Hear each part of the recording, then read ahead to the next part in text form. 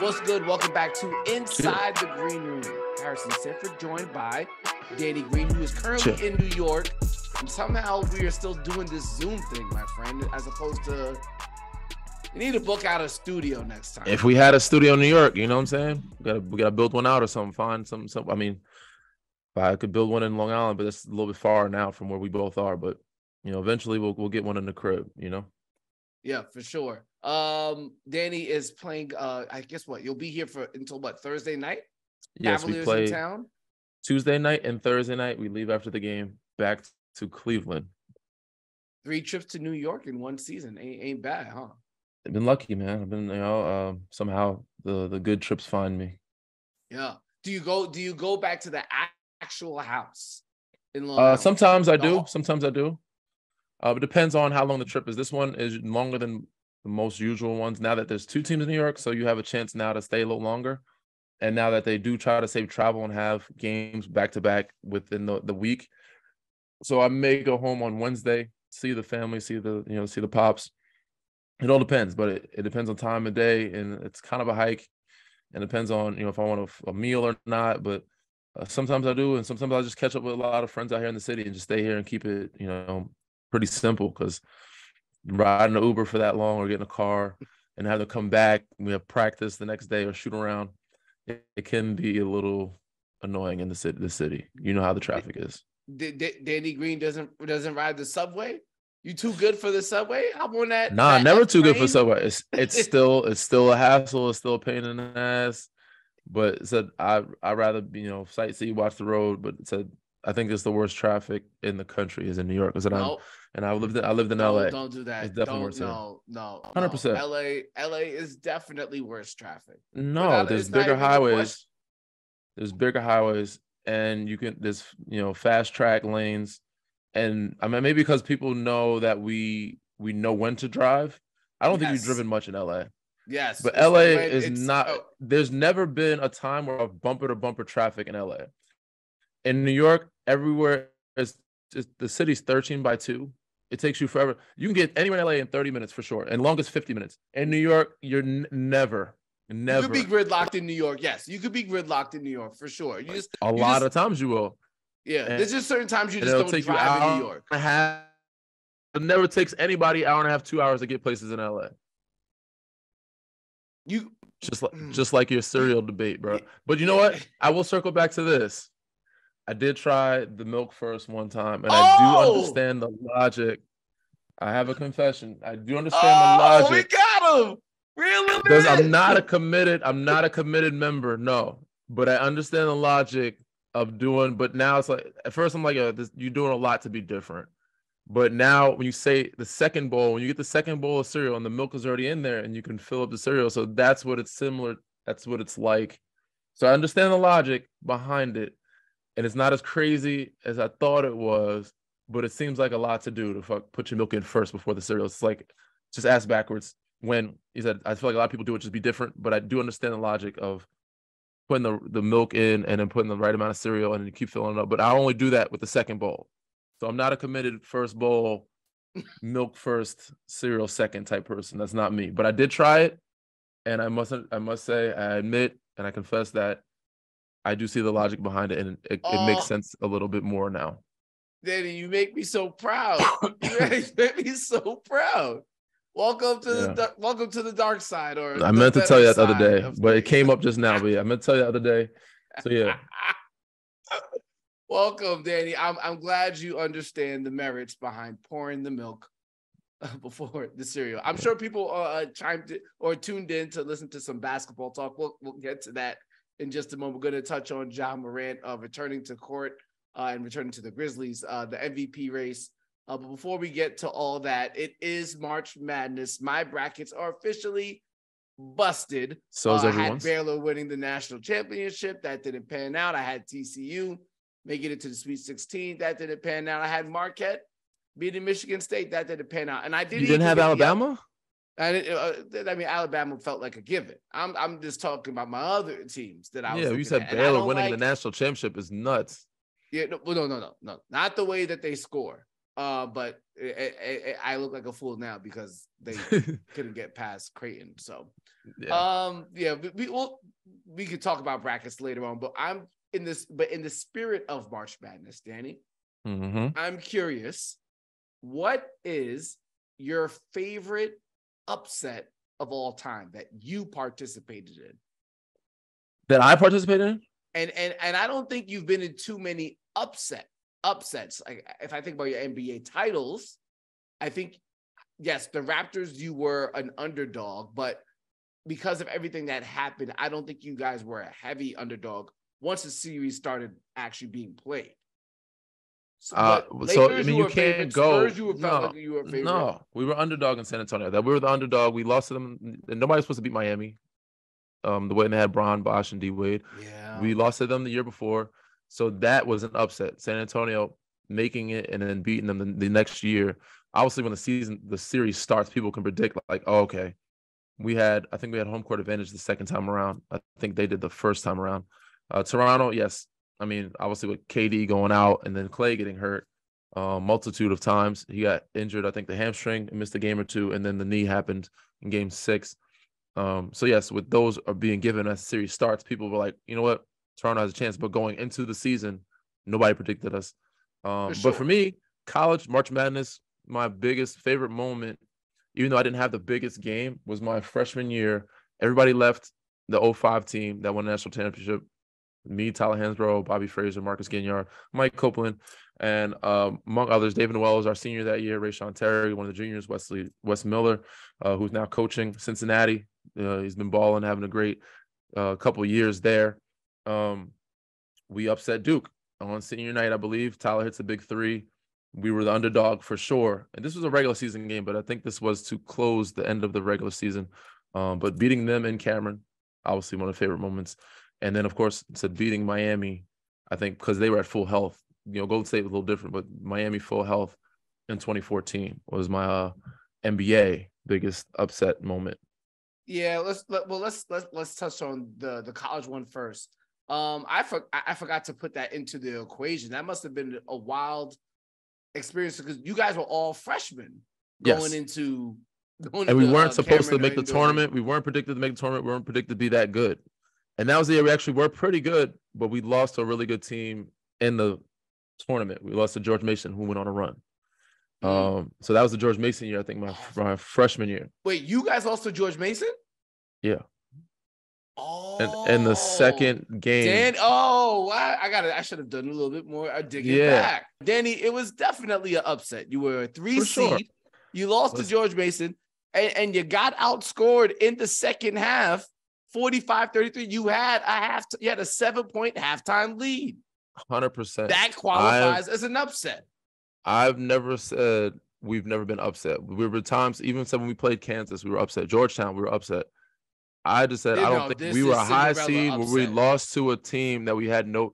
George Mason was a good team. They had we were all freshmen, and 3 seed for us was pretty.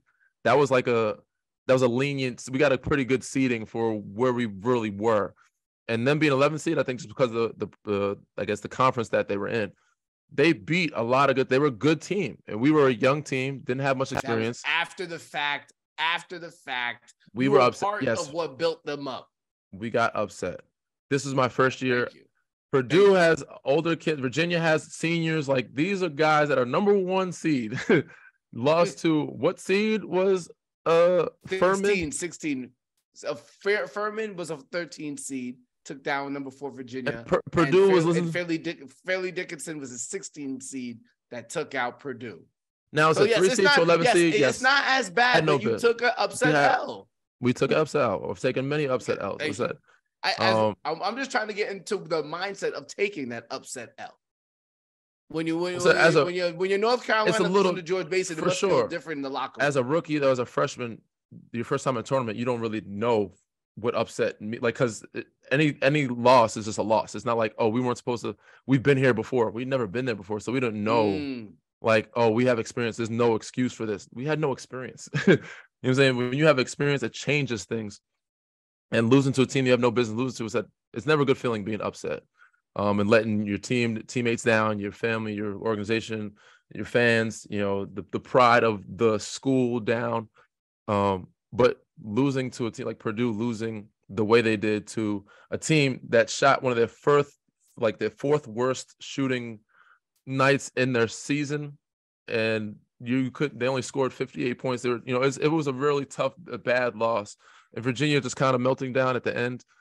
Those are really tough losses. I mean, regardless of what the seeding is, what the upset is, anytime you lose in a tournament, it hurts, and it hurts deep. But when you're a senior, when you've had some years, you have some experience, and you know what it takes at that point. It's like when you get to the tournament, it's like you're going to have a night where it's going to be bad. You just have to get through. You have to win your losses. So you have to find a way, at some way, shape, or form. And when I say win your losses, you got to make sure the bad night that you have, that you keep it close enough to where you can fight through it and get the win, because it's going to happen. We had a tough time even 2009. LSU was our tough game. That was one of the games we didn't play well enough or play our type of basketball where we wanted to, but we had to fight through to get the win no matter what happened. Any way, shape, or form, we had to win our losses. The people say, make your misses, win your losses. So in a tournament, you only get one shot. So when you're those higher seeds, you got to make sure your bad nights aren't the worst in the world, and that they're good enough, and your defense is good enough to hold the other team to where you can still put yourself in position to win those games where you're playing some of your worst basketball. So yeah, going into that locker room, thinking about that sounded like Coach Danny Green to me. I'll just try to give a little bit of input here and there. When you have more experience, when you're not a freshman, by sophomore year, a little bit junior year for sure, it's like, damn, we only have but so much time with this group. If we bring it right back, we better make sure we make it happen. And now we know for sure what it takes. My freshman year, you're just wide-eyed and just happy to be there and excited to be making a tournament. I watch this on TV all the time. I can't believe I'm in this. And then second year, like, all right, we need to make a good run. We lost to Georgetown. But yeah, going through it and seeing it and watching it, and also going through the playoffs and playing against certain teams, you have more chances. Obviously, the cream of the crop's going to rise when you play a team that beat a team 4 times. But when you get eliminated by one game elimination, anything can happen on any good night. The worst teams could beat the best teams, vice versa, etc. And you have to be healthy. You have to have some luck on your side, and you have to have that experience. That's where it comes into play, a big part in the tournament of experience. But everybody's bracket's always busted every year. You can't predict it. You have a better chance to win the lottery. And because it's that a lot of it has to do with kind of the luck of the draw and luck of your night, of how well your group's going to come out and shoot well enough or play well, click on all cylinders for that night. And it's hard to base a whole team season on one night or one good night or one bad night where it sends you home or moves on to the next round because you had a really good shooting night. Yeah, it's the tournament is always a joy to watch and a pain to predict. That is for sure.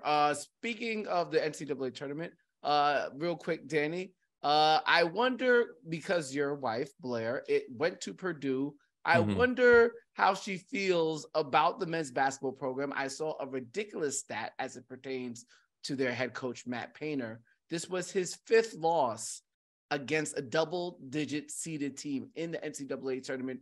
3 straight years they have lost to a double-digit seeded team in the NCAA tournament. That's tough. She doesn't like, she doesn't like hearing, especially when Devontae texted her from Indiana. The IU-Purdue rivalry runs deep. So they go back and forth all the time. But anytime Purdue loses, she's like, I can't believe they lost. They had the number 1 seed. They were a really good team this year. I thought they were going to at least get to the Sweet 16, Final Four, whatever it may be, and make a decent run. But in her mind, in most people's minds, just like the guys from Virginia, we may have lost, but a lot of people are going home with us too, because there's only one winner, so that's how it is. And then when, Devontae texted her, my brother who went to Indiana, you're going to be right there with us soon. And guess what? Only 2 days later, IU is back home, but they're right there with them. So it's never a good feeling at the time, but when you've seen it happen so many times over and over again, you know the formula, you know what's going to happen. You know most teams are going to be right there with you. And back to my favorite upset of all time, one that I was not involved in, Duke Carolina Final Four. That is something that will hold us over for decades to come, because we don't know if that'll ever happen again in a matchup another 10, 20 years. But I don't care if they made it this year. It was definitely worth the win last year. We have that over them for the next 20, 30 years whenever that happens again. Yep, that is for sure. March Madness, man, there's nothing like it. It is definitely fun to watch, and has stories that last on for decades. You know, I actually caught myself watching the one shining. This is what you should do, Danny. We're gonna take a break, and during the break, you should watch the one shining moment. 2009 One Shining Moment on YouTube. I'll check it out. I actually just watched it the other day because I had to explain to somebody what One Shining Moment was. They didn't know what it was. That's unbelievable. Were they a sports fan at all, or are they just they have no idea what sports? But they know it's March Madness. I'm like, one of the key fabrics of March Madness is One Shining Moment. 100%. Yeah, for sure. All right, we'll be right back. When we come back, we have to discuss Ja returning to the court for the Grizzlies, what's going on with Danny's Cavaliers, and much, much more. Be right back. What's good? We're back inside the green room. Harrison Sanford, Danny Green, and want to touch on a moment Danny had with his former team in the Philadelphia Sixers in his head-to-head matchup, Cavaliers versus Cleveland. There in Cleveland, just not guess what, a week ago there, Danny. But I first want to talk about something that's going to be more present on Wednesday. It is assumed that Ja Morant will be making his return to the court. Adam Silver suspended him for 8 games for conduct detrimental to the league.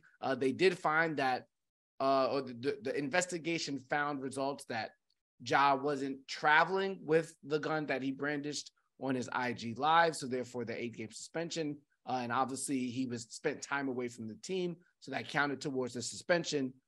Danny, as Ja gets ready to play again for the Grizzlies, what are your thoughts on the punishment and Ja going forward? There's many ways to look at that, right? You know, a lot of people are like, he didn't do anything wrong. He's by himself partying and harmless. Nobody got hurt. Why is he getting punished so far? But then you look at it, you can't. Guys have gotten punished way worse for smaller things. So you got to find the happy medium, and I think that the ideal punishment, or the punishment for me, I thought the 2 games made sense. I think 8 games on top of the 2, or if it was total 8, it makes somewhat sense. I thought maybe it was going to be around 5 games or so. Obviously, they have to make an example, right? So Adam Silver, but he already had taken time. He did the time away, the 6 games that he missed. It's almost like a self suspension, almost. But sure. But he said he was getting counseling in Florida. So I'm curious what you thought about that as well. And which is, I think, is very necessary and much needed. I think it's a step in the right direction for him and for that group. I think this year for them is I wouldn't say a rebuild year, but a year of like getting more experience, especially with a lot of those younger guys. With the fact that they have Steven Adams out, and we don't know if he's returning for playoffs or not. Brandon Clark being out, that kind of takes you out of championship contention. Now, Jaren Jackson is a very talented player. Desmond Bain is a very talented player. These guys are really great. Dylan Brooks. You have some guys on the bench. You got, Luke Kennard, David Roddy, Tyus Jones, who is now starting and held down the fort for quite some time. These are all great pieces for a championship team when you have everybody whole. But without Steven Adams and out Brandon Clark, it's pretty much a tough battle uphill to try to, put them in the, championship contending conversation. I don't see that happening. So, get Ja back on the right path, get him learning and growing and maturing, get those other guys healthy, and get everybody else, the younger guys, more maturity of playing together more, which said hopefully back next year, I think will put them where they started this year as a championship contending team. But him taking time away, great. I guess it is a great sign of growth, for him mentally, emotionally, and a maturity level. But we'll see what he does from here, how he goes and how he reacts. He's always going to play well on the court. That's never been his issue. He's always been a great player and done things at an amazing level, impressively to shock and entertain the world. Now it's how can you handle the attention? How can you handle everything else off the court? And with all the things thrown at him, it's tough, with the handling and managing friends, family, partying, and enjoying yourself as a young, millionaire. Not everybody knows how to operate in that. So, hopefully that he can, figure it out and do this a little better. And I think he will. And it'll make not only him, but the rest of his group stronger, smarter, more mature, where he can lead them to a better path and they can, grow from it. So interesting to see. I'm excited and see him back on the court. I'm happy that he's in a better mind space. I'm glad his suspension wasn't too crazy. Hopefully, no other sponsors are backing out on him. Hopefully, they're still supporting him. And I'm excited what he can bring back to the game of basketball in this league because the fans miss him dearly. I'm sure the city of Memphis miss dealing. His teammates do, and a lot of people around the league miss competing against him. So, I'm interested to see what happens or what takes place on Wednesday. Yeah, you bring up Ja and you mentioned the injuries there to Steven Adams and Brandon Clark. I think with the way the West is looking right now, it's in shambles, bro. Still up in there, right? Nuggets are losing left and right. We don't know what's going on with the Warriors, particularly with Andrew Wiggins, if he's will return to the court. Mavericks are dealing with injuries. Clippers are having an issue with Russell Westbrook, whether they see it or not. It's evident. And their starting line and their closing lineups. The Phoenix Suns, Lakers.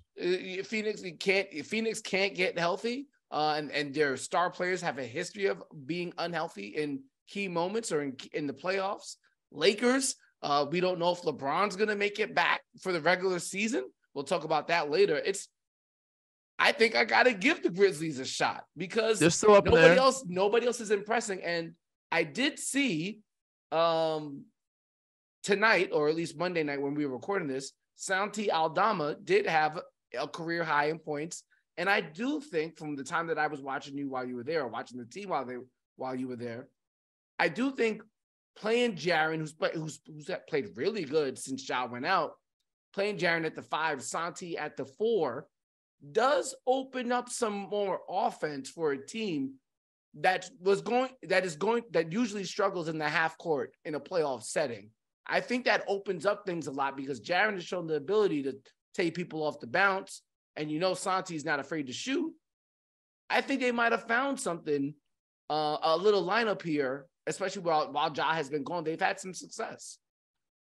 I agree, and I told you from the beginning of the season when they had guys out, even when Jaren was out, I said Santi's going to have to be the guy to step up for them, to make them or keep them afloat while Jaren's out, and also be the X factor to help them give some half court scoring, but also some scoring off the bench when it came in. Brandon Clark, of course, with him being out now, but him and Tyus were the main two guys. Now that he's out, Santi's going to have to be that guy.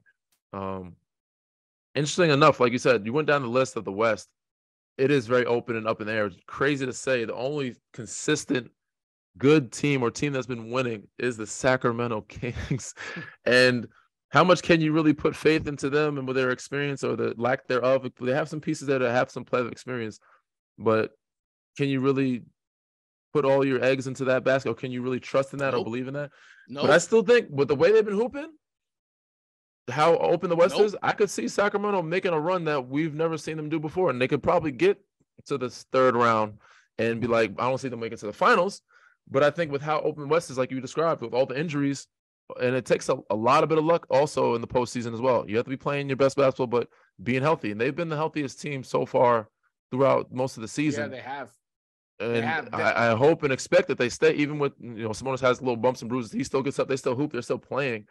And with the scoring they have off the bench with Malik, I can see them making a pretty good run and beating some teams in 6-7 game series, and shocking a Clippers team or shocking a Golden State Warriors team. So you said West is wide open, and even with the injuries of Memphis they do have a shot of still making it to the Western Conference Finals and maybe the finals. So it's going to be interesting. It's wide open in the West. I think it's going to make for a very fun NBA playoffs, particularly in the Western Conference. Well, let's focus over to the Eastern Conference, where Joel Embiid has now become the MVP favorite from all the debate's gotten nasty about the voters are, they're biased against Embiid and all this, back and forth, and it's because of the we bring up the racial issues. End of the day, we've known that Joel Embiid is elite. Yes. And this season so far, especially with the way the Nuggets are playing, it feels about right that Joel Embiid gets the MVP award, despite the fact that Jokic is averaging a triple-double. I agree. I think it's overdue. I think Joel got robbed. We'll say last year or maybe the year before. One of those years. I think it was last year. He had a hell of a year, and it could have went either way. But I think that was his year to win it. And because I don't think anybody wants to see a 3-time back-to-back MVP winner, I think it helps Joel's case a little bit. But he's putting up the numbers, and I can't take away anything from anybody. I know you look at the history of the numbers, and we owe Kobe one, Bean should have got one, but the teams and the players that have won it were on winning teams. Steve Nash, he brought his team and he put up some unbelievable numbers. Jokic, even if he does win it this year, rightfully so, he's put up some unbelievable numbers, and his team is top in the West. He's done it, 3 years in a row. But Joel, the numbers he's putting up as well, and I don't think this has anything to do. And don't be wrong, I'm not naive to what's going on in the world. Yes, certain things do play a role in certain situations and scenarios. The media has different votes. The fact that Joel doesn't have an agent might not help him. The fact that you said back in the day, things talked about that weren't talked about now. He said a little bit. I said we move the needle a little bit more when it comes to certain categories and topics, and when it comes to, I guess, the analytics of the game. But Joel said he's made an unbelievable case the last 2 years, and I think it's overdue for him. He's definitely earned one, and he should get it this year. But I can't take away from any of the MVPs from the past and Jokic's MVPs the last 2 years and this year if he were to win it, rightfully so, because it can go to either one of those guys. And I don't think anybody in the league will be mad at it because the way that they've both been hooping, the numbers Jokic have been putting up, and the way he plays and led his team to the top in the West, which is supposed to be the tougher conference. It's not this year. And the Sixers have a better record. Well, you can argue that it could be because of how close the games are. You could argue that it's way more balanced out. It's tougher because, how close it said from 13 to 4 to 5, they're only separated by 3 games. That's because there's so much talent that you could argue that as well. But yeah, the West is a stacked conference. There's a lot of talent there. East is too. I think this is the most balanced we've seen the league in some time and the most open it's been. And I think that's why the games are in the East, maybe not as much, but in the West for sure. And yeah, for sure. Usually it's more top heavy on both sides. You can kind of predict 4 or 5 teams that'll be winners. And this year, it's not that easy. And this year, I think I could open up my championship pool to about 8 teams. Yeah. It's wild. It's wild. Okay, so talking about Embiid in this MVP case, it does remind me of, and you were his teammate during the time, I firmly believed that Kawhi Leonard was the MVP in the year that Russell Westbrook got the MVP, because Russell Westbrook averaged a triple-double, and everybody said, oh, this triple, and I was one of the people like, yeah, he's playing great, he's a great player, but look at those turnovers, look at the defensive side of the floor. Kawhi is clearly levels, not even one level. This was a Toronto year? Was this the Toronto year? No. This was when Westbrook won the MVP for the triple-double year. I don't know what year that was, so I'm trying to figure that out. So was he in San Antonio? Yeah, honestly, when Kawhi was in San Antonio. I think he was really young. He was really young, and I think there was other people. It's hard to not give it to a guy who averages a triple-double. No, bro. Fair to Jokic's point. I can't. And I think Kawhi's best year of actually taking over the league by storm, and obviously it happened most of it in the playoffs. MVP is a regular season award. And he had a great year in Toronto as well. But you got to give the fact. It was the year when you had LaMarcus. I believe it was the year when you first got LaMarcus, and he played 9 games. No, he played. Okay. He didn't play that many. He didn't play enough games. And Toronto said that would have been the most arguable year for him. He just missed too many games. He only played 41 games that year, Danny. There was that's what I'm saying. That's the game. The most games he's played before that when he was younger might have been 60, 66, 68. And he wasn't averaging enough. He wasn't averaging 20-something. Maybe he was, but I don't think so. Here we go. 2006, 2017. That was when Russell Westbrook, that's when he did the MVP year. Right, so 16, 17, so 2017 year. Yeah. So now I gotta. The thing is, 2016 Kawhi, right here. Kawhi 16, 17. He averaged 17 field goal. He averaged. Let's see what we got here. Was this real? 25 points. 55, 5.5 rebounds, 3.5. 1.8 steals, Yeah, And then 5.8. and then it was obviously it was also the defensive impact. I don't want to go back and look at all the analytics that said 38 that. from 3, 48 from the floor, 74 games. Yeah, 74 games of Kawhi. And what was our Yeah, record that year? it was pretty. I mean, you guys are probably the number 1 seed or something. I don't know. Yeah, but 25 back then. I said Russ is averaging 30-point triple-double. He wasn't averaging a And 30. Was he averaging a 30-point triple double? yeah, bro. Like Yeah, it as was. an It was MVP, 30. you got It was most 31. MVPs Yeah. average 30 points a game. And they're winning, and they bring a bad team to the playoffs. Russ brought not a bad team, but a team that wasn't good. That everybody left. KD and all of them left, and he had a hell of a year. You got to give it to him. I can't. So No, I'll present you the Kawhi Leonard argument for another show. I'm telling you, Kawhi should have won, but I don't have all that. I don't have all of the evidence I need for that case right now. I don't want to lose a debate without having my evidence, at least. With that being said, 54 wins, 20 losses, 9 double-doubles. He had 9 double-doubles that year. Kawhi. Yeah, Russ had how many triple? Yeah, I'm not trying to. My guy. It's my guy. Love him to death, man. But I think said he had a great year that year. No, I can't. No, we can't. I just think because he was so young. No, we're not doing this. It's not fair. Okay. It's not fair to Kawhi to just look at the triple doubles. That was the whole basis of the argument. You can't just base the MVP off the fact that it's a triple double when it could be inflated when you also put it against some other raw stats that are really important, like defensive plus minus, like the number of turnovers, like the efficiency of how you score. All of these things also do matter. And this is why I don't want to have the debate, because I don't have the numbers to actually prove my point. For sure. But you didn't say triple double. I can't beat triple double. I didn't say just that. I'm saying there was more that went into efficient. Like, I can't also beat the word triple double. Took a team that wasn't supposed to be that good to the playoffs. I don't know what seeding they were, but you got to remember all of the people that were in 4 or 5 seed. That MVP conversation. You forget that James Harden was averaging like 35 points a game. Like Steph Curry during that time. These guys were top teams during that time, and they were top players. You still had LeBron James and Kevin Durant that were still doing amazing things. As Kawhi had a great year, but there was too many guys that had really good years that year. Yo, it's just like going to court, and you came to court with all of with all the documents that you need, because all you need to say is triple double. And I didn't bring my brief. I didn't bring my briefcase. You know, I need. We can get back to this. We'll go back to this. We'll get the numbers. We'll get the papers. But we'll go back to that, and all the other players that were MVP caliber contention players that had a great year that year. It might have been Paul George. No, he wasn't. OKC year. We'll relitigate it. For sure. Quick thought before we get out of here. 2 things. I noticed that the Lakers are number 1 in defensive efficiency since the trading deadline.